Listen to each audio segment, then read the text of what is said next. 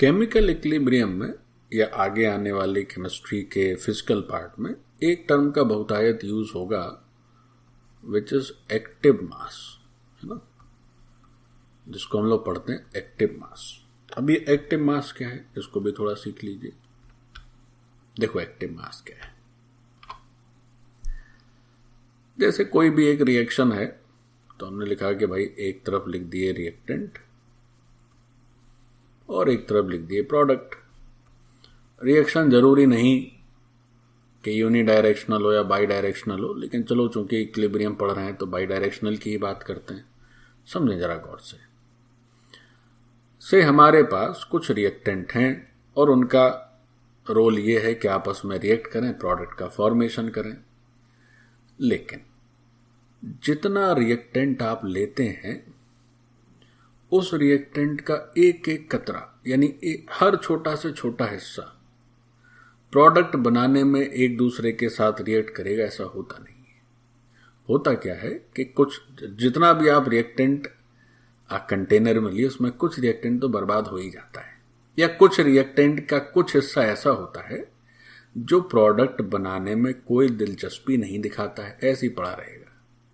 Means reactant का कुछ part तो खूब मेहनत करके आपस में रिएक्ट करके प्रोडक्ट बनाएगा और कुछ हिस्सा ऐसा होगा जो जिसे हम कहेंगे कि ये वेस्ट हो गया, बेकार हो गया, खराब हो गया, ऐसे इस तरह के शब्दों का प्रयोग करते हैं। तो ये जो एक्टिव मास है ये वही हिस्सा है रिएक्टेंट का जो असल में प्रोडक्ट बनाने में पार्टिसिपेट करता है, क्योंकि 100% of the reactants never participate in forming the product. There will definitely be some wastage. तो ये एक्टिव मास का मतलब क्या हुआ कि रिएक्टेंट का वो हिस्सा जो असल में एक्टिव है इन द रिएक्शन। जैसे मान लीजिए हमने लिखा रिएक्टेंट का कुछ कंसंट्रेशन लिख दिया से 10 मोलर पर लीटर। तो अगर 1 लीटर हमने रिएक्टेंट मिक्सचर लिया तो उसमें रिएक्टेंट के 10 मोल हैं, तब वो 10 मोल प्रोडक्ट बनाने में दिलचस्पी नहीं दिखा रहे हैं। आपने देखा कि उसमें 10 में से 9 ही ऐसे हैं जो बेचारे आपस में रिएक्ट कर रहे हैं, प्रोडक्ट बना रहे हैं, एक पड़ा हुआ है या वो उतना एक्टिवेट नहीं है। भाई आपस में रिएक्ट करने के लिए भी तो उतनी एनर्जी चाहिए, उतना एक्टिव होना चाहिए आदमी को, तब ना कुछ काम करेगा। तो रिएक्टेंट के पूरे मास में से ये जो एक्टिव मास है वो असल में वो हिस्सा है जो रियली रिएक्शन को आगे बढ़ा रहा है, और जो एक्टिव नहीं है वो वेस्टेज के फॉर्म में पड़ा हुआ है। लेकिन हम अपनी केमिस्ट्री में जो भी कैलकुलेशन करते हैं उसमें तो यही मान लेते हैं कि जितना रिएक्टेंट है पूरा का पूरा भाई रिएक्शन में पार्टिसिपेट कर रहा है। ऐसा होता नहीं, कुछ करता है, अधिकांश हिस्सा करता है, बट कुछ हिस्सा वेस्टेज भी रहता है। तो पहले एक्टिव मास देख लेते हैं क्या होता है। तो एक्टिव मास में लिखेंगे कि when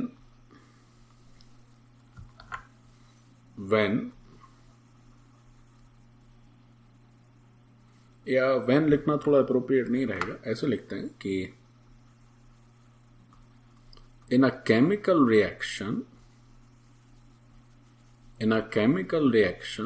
comma 100% reactants 100% reactants never participate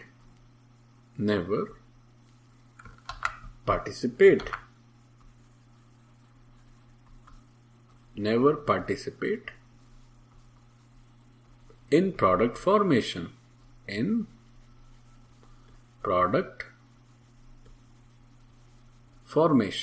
full stop.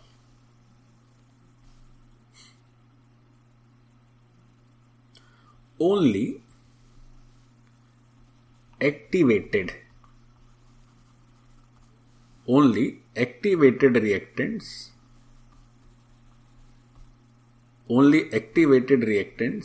are involved in chemical reaction.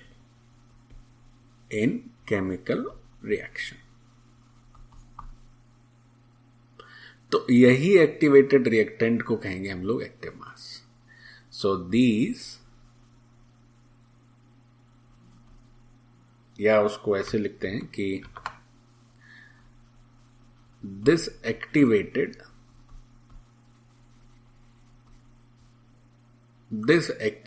Portion of reactants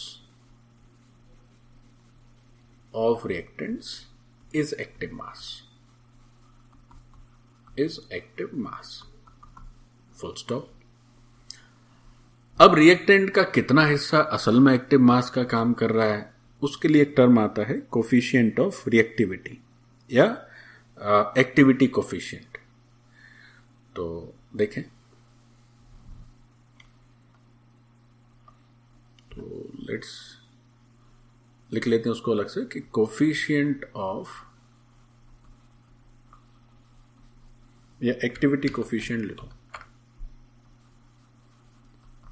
activity coefficient क्या है भाई? एक्टिविटी कोफिशिएंट क्या है? तो एक्टिविटी कोफिशिएंट होता है बच्चों न्यू, इस तरह का। तो एक्टिविटी कोफिशिएंट का मतलब ये है, जैसे हमने कहा कि भाई एक्टिविटी कोफिशिएंट 1 हो गया, तो 1 हो गया तो 100% रिएक्टेंट एक्टिव हो गया, जो कभी होगा नहीं। अब हमने कह दिया कि एक्टिविटी कोफिशिएंट से 0.9 है, तो कहेंगे कि 90% हिस्सा जो है रिएक्टेंट का वो एक्टिव मास हो गया। तो जो एक्टिव मास होता है उसको अगर फॉर्मूले, मैथमेटिकल फॉर्मूले के टर्म में लिखें हम लोग, तो ऐसे लिखते हैं बच्चों, this active mass is equal to nu यानी एक्टिविटी कोफिशिएंट इनटू कंसंट्रेशन। अब इस कंसंट्रेशन की जगह, अच्छा एक बात और भी, यहां नाम तो लिखा है एक्टिव मास, लेकिन ये एक्टिव मास केवल मास है ऐसा नहीं होता है। वो एक्टिव मास कंसंट्रेशन के टर्म में भी हो सकता है, वो एक्टिव मास मोल फ्रैक्शन के टर्म्स में भी हो सकता है, वो एक्टिव मास आपका पार्शियल प्रेशर के टर्म्स में भी हो सकता है ना। तो कंसंट्रेशन के टर्म में भी लिख सकते हैं। तो अगर कंसंट्रेशन के टर्म में लिखना है तो कंसंट्रेशन ऑफ रिएक्टेंट कहेंगे। इसी कंसंट्रेशन की जगह मोल्स भी लिखे जा सकते हैं, इसी मोल्स की जगह मोल फ्रैक्शन भी लिखा जा सकता है, मोल फ्रैक्शन की जगह पार्शियल प्रेशर भी लिखा जा सकता है। तो कहने को एक्टिव मास है, लेकिन उसका ब्रॉड जो मीनिंग है that is all about the portion of the reactant. अब वो पोर्शन रिएक्टेंट का अगर कंसंट्रेशन दिया है तो हम कंसंट्रेशन के टर्म में कहेंगे कि भाई इतने कंसंट्रेशन में इतना हिस्सा एक्टिव है, इतने मोल्स में इतना हिस्सा एक्टिव है, इतना मोल फ्रैक्शन में इतना हिस्सा एक्टिव है, इतने पार्शियल प्रेशर में इतना हिस्सा एक्टिव है। और ये जो एक्टिविटी कोफिशिएंट होता है, वैसे तो आइडियली 1 कह सकते हैं, बट रियली कभी 1 हो ही नहीं सकता। तो इसको लिखते हैं कि ये 0 से स्टार्ट होगा, ये 0 से स्टार्ट होगा। क्या कर दिया मैंने, ये जो एक्टिविटी कोफिशिएंट है it can start from 0 and move till 1। अब मैंने यहां 1 पर ओपन रखा है ब्रैकेट, यानी 1 पर इक्वलिटी नहीं लगाई। लेकिन हम अपनी पढ़ाई लिखाई की दृष्टि से अधिकतर इसकी तो बात ही नहीं करते, ना इसकी बात करते हैं। सीधा ये देखते हैं कि जितना भी कंसंट्रेशन है वो सब का सब रिएक्टेंट में, वो सब का सब प्रोडक्ट में पार्टिसिपेट कर रहा है और रिएक्शन में पार्टिसिपेट कर रहा है। तो हम बाय डिफॉल्ट इस एक्टिविटी कोफिशिएंट को मान के चलते हैं 1, जो कि कभी भी प्रैक्टिकली नहीं हो सकता है, क्योंकि कुछ ना कुछ हिस्सा रिएक्टेंट का जरूर ऐसा होगा जो बर्बाद होना है, वेस्ट होना ही है ना। तो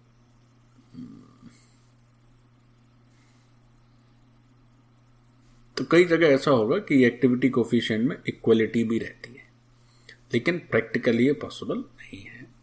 बट अपनी पढ़ाई लिखाई में हम हमेशा 1 ही मान लेते हैं, until and otherwise it is stated in the question कि आप इस क्वेश्चन में एक्टिविटी कोफिशिएंट इतना लीजिए।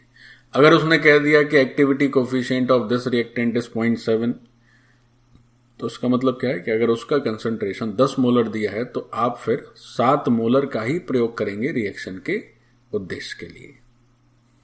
और अगर कुछ नहीं दिया है, जो कि जनरली नहीं दिया रहता है बच्चों, तो हम 1 लेंगे, झंझट ही खत्म कर देंगे। काहे की एक्टिविटी, सब कुछ एक्टिव है, यही मान के चलते हैं।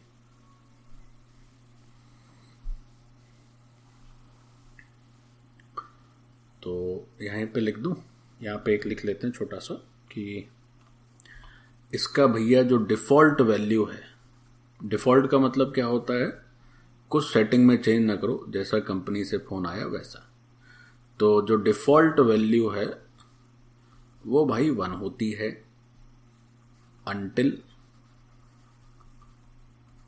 otherwise given, until and unless otherwise given। इसकी डिफॉल्ट वैल्यू हम लोग 1 मान कर चलते हैं, यानी हम ये मानते हैं अपनी पढ़ाई लिखाई में कि जितना रिएक्टेंट है वो सबका सब रिएक्शन में पार्टिसिपेट कर रहा है। तो ये हो गया एक्टिव मास और एक्टिविटी कोफिशिएंट। ठीक,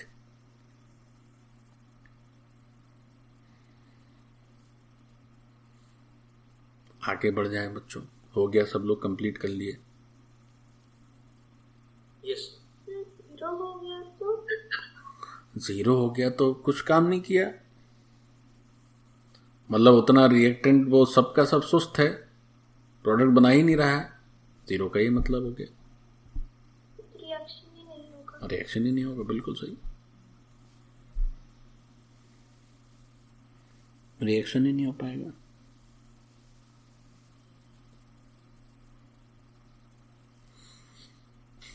तो जनरली क्या होता है, एक्टिव मास में ऐसे भी कई जगह लिखते हैं कि 0 पर ओपन कर देंगे, मतलब इनइक्वालिटी कर देते हैं, क्योंकि अगर ये इक्वालिटी हो गई तब तो फिर रिएक्शन ही नहीं होगी, तो फिर कहां से रिएक्शन का मतलब ही नहीं है ना। जैसे हमने क्या लिख दिया, जैसे एक एग्जांपल हमने कहा कि भाई लोहे से पानी बना दो, Fe एक तरफ और वाटर एक तरफ, बस और कुछ नहीं। तो कहेंगे भाई कितना लोहा पानी बना रहा है, तो आप कहेंगे कुछ नहीं बना रहा है, तो वहां पे एक्टिविटी कोफिशिएंट क्या हो गया, 0।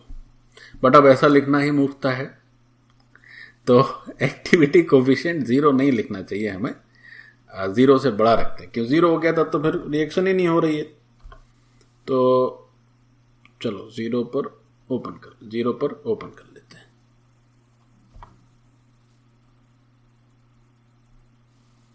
ठीक है, बोले कि भैया मिट्टी से सोना बना दीजिए, कितनी मिट्टी एक्टिव है, आप कहेंगे 0। दिमाग खराब है क्या, मिट्टी से सोना बनता है कहीं? तो एक्टिविटी कोफिशिएंट मिट्टी का हो गया 0, बट वो केमिकल रिएक्शन ही नहीं हो पाएगा, इसलिए चलो 0 पर ओपन रख लेते हैं, थोड़ा सा ठीक रहेगा।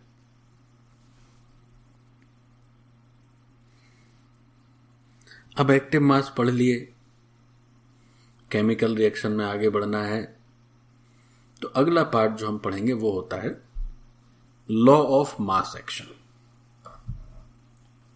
लॉ ऑफ मास एक्शन,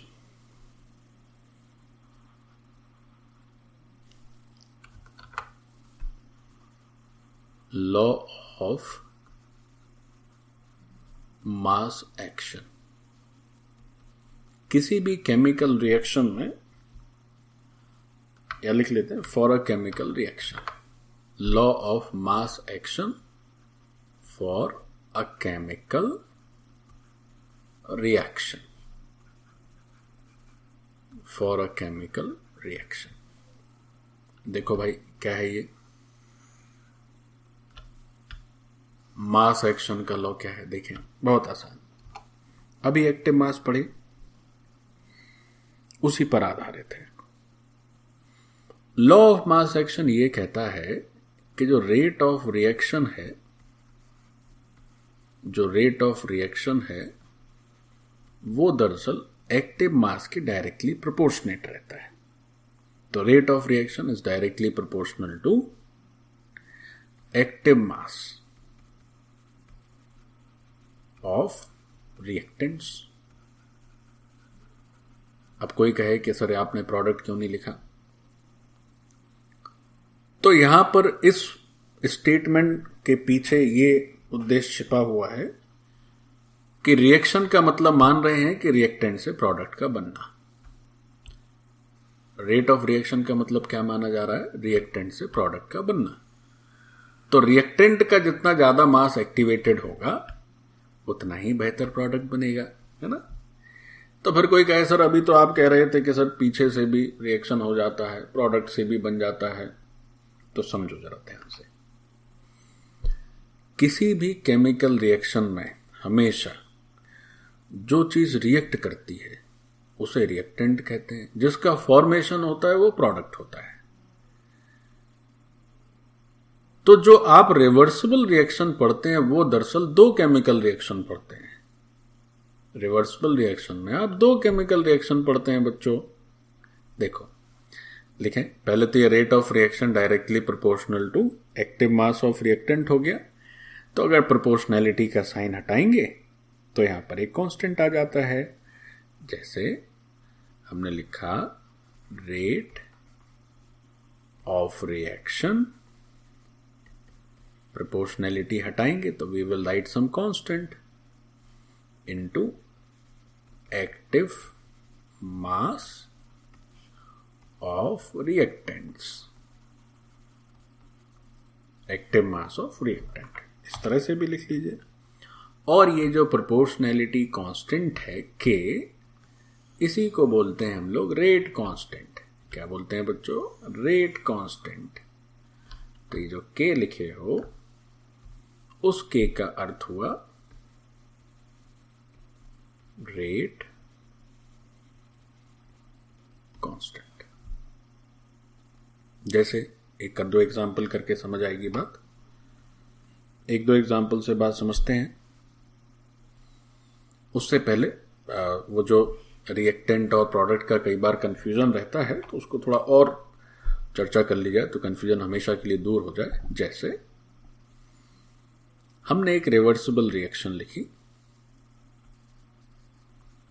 से R reversible reaction is A, उससे बना बी। गौर से देखें बच्चों,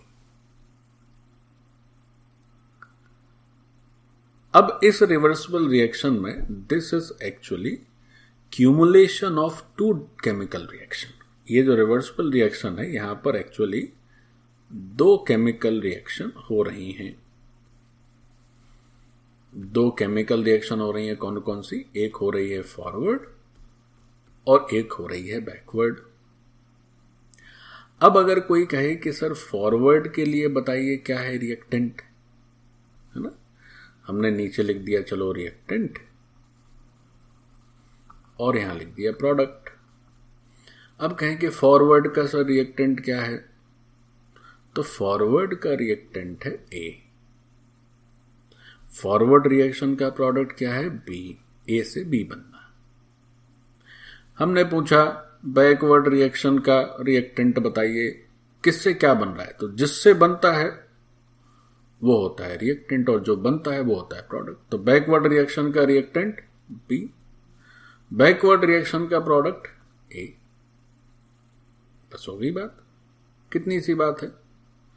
तो रिएक्टेंट हमेशा, रिएक्शन में तो रिएक्टेंट ही ना रिएक्ट करके प्रोडक्ट का फॉर्मेशन करेंगे। तो ये हो गया तुम्हारा। तो जैसे हम लोग पढ़ते हैं ना rate of backward reaction, rate of forward reaction, तो रेट ऑफ बैकवर्ड रिएक्शन लिखना होगा तो फिर हम लोग एक्टिव मास किसका लेंगे बच्चों? बी का। रेट ऑफ फॉरवर्ड रिएक्शन लिखना होगा तो किसका एक्टिव मास लेंगे? ए का। अगर हमें दे दिया है क्वेश्चन में कि ए रिएक्टेंट है, बी आपका प्रोडक्ट है, तो फिर हम लिखेंगे कि ओवरऑल रिएक्शन का रेट, तो एक्टिव मास किसका लेंगे? ए का। तब जो रिएक्टेंट होगा उसका एक्टिव मास लिया जाएगा। तो जैसे इसमें अगर लॉ ऑफ मास एक्शन की बात करें, लॉ ऑफ मास एक्शन की अगर बात करें तो देखो कैसे लिखा जाएगा। रेट को आर से लिखते हैं, it is directly proportional to. अच्छा एक चीज और समझ लीजिए, किसी भी सब्सटेंस का एक्टिव मास लिखने के लिए उसको इन स्क्वायर ब्रैकेट के अंदर बंद कर देते हैं। तो हो गया ए का, तो हो गया उसका एक्टिव मास। तो इसको भी लिख लेते हैं कि जैसे उसको स्टैंडर्ड के फॉर्म में याद रखेंगे बच्चों। जैसे हुआ कि एक्टिव मास ऑफ ए, तो आप कैसे लिखोगे? ए को इस स्क्वायर ब्रैकेट में इनक्लोज कर दीजिए। फिर पूछा गया एक्टिव मास ऑफ बी, तो बी को एक स्क्वायर ब्रैकेट में इनक्लोज कर दीजिए। So this is your active mass representation. तो एक्टिव मास के लिए ये ब्रैकेट हम लोग यूज करते हैं। अच्छा ठीक, अब हम इस रिवर्सिबल रिएक्शन में लॉ ऑफ मास एक्शन को देखते हैं। तो कैसे लिखा जाएगा? Rate of this reaction is directly proportional to active mass of the reactant which is A।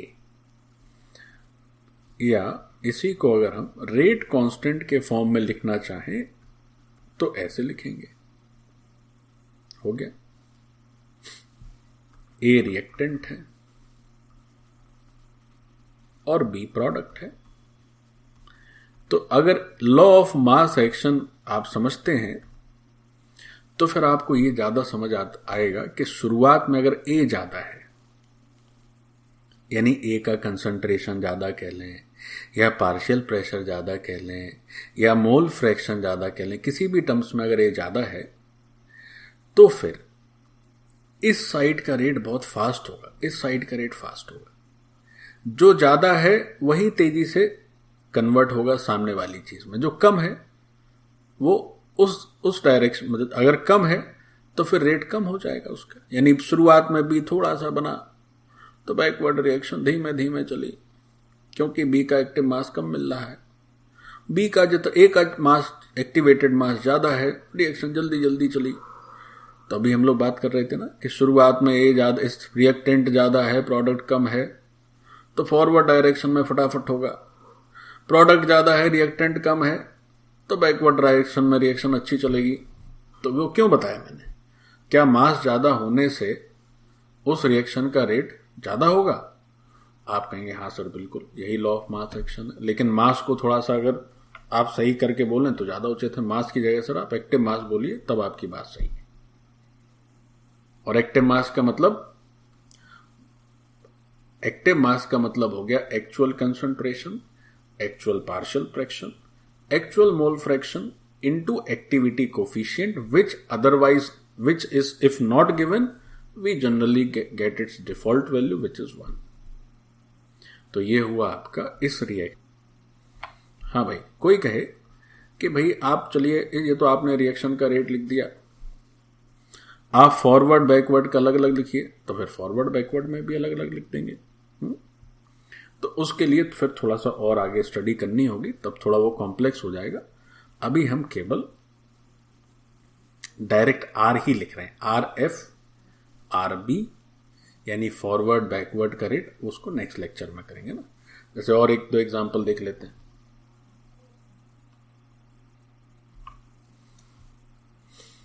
Example number 2 कैसे? अब मान लीजिए ऐसा ले लिए कि भाई अपने पास दो रिएक्टेंट हैं ए और बी, दोनों आपस में रिएक्ट किए, कुछ सी और डी का फॉर्मेशन हुआ। तब लॉ ऑफ मास एक्शन क्या कहता है? लॉ ऑफ मास एक्शन ये कहता है कि जो एक्टिव मास होगा, अरे मूर्खो बंद करो, किसका माइक खुला है?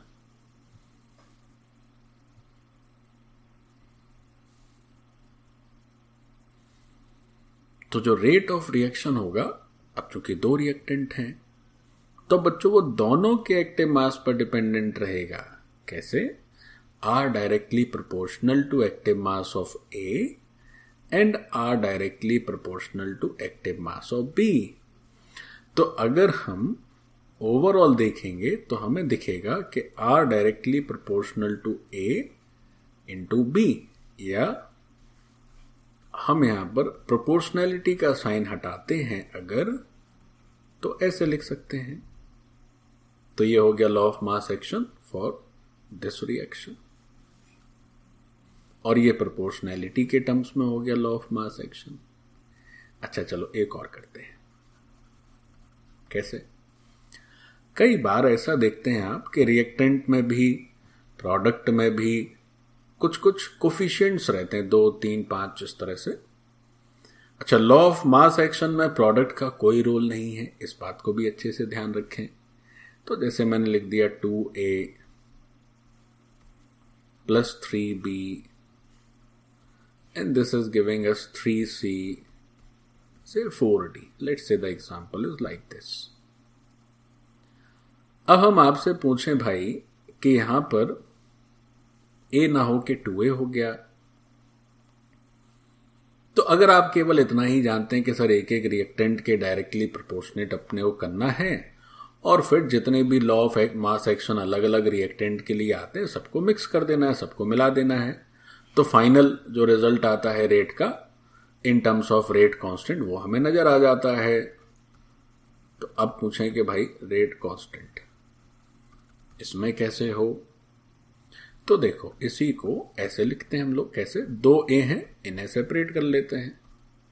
वी हैव 3b, इनको भी सेपरेट कर लेते हैं, तो 5 हो गए कुल मिलाकर। यहां कुछ करने की जरूरत नहीं क्योंकि लॉ ऑफ मास एक्शन को प्रोडक्ट से कुछ लेना देना नहीं। तब देखो क्या हुआ, r directly proportional to a, एक बार लिखा आपने। एक दूसरा a भी है, उसके लिए भी ऐसे ही लिखेंगे। एक तीसरा b है तो उसके लिए ऐसे लिख दिए। फिर एक चौथा b है, उसके लिए ऐसे लिख दिए। फिर एक पांचवा b है, उसके लिए भी ऐसे लिख दिए। अब 1, 2, 4, 3, 4, 5 को मिला लिए। From 1, 2, 3, 4 and 5. Now what would be the result? Result would be, हमें करना क्या है, जितने भी हैं सबको लिख देना है। तो a लिखे, फिर a लिखे, फिर जितने भी हैं सबके एक्टिव मास को लिख देना है एक साथ। तो 3 भी थे, 3 के एक्टिव मास को लिख दिए। तो क्या हुआ परिणाम?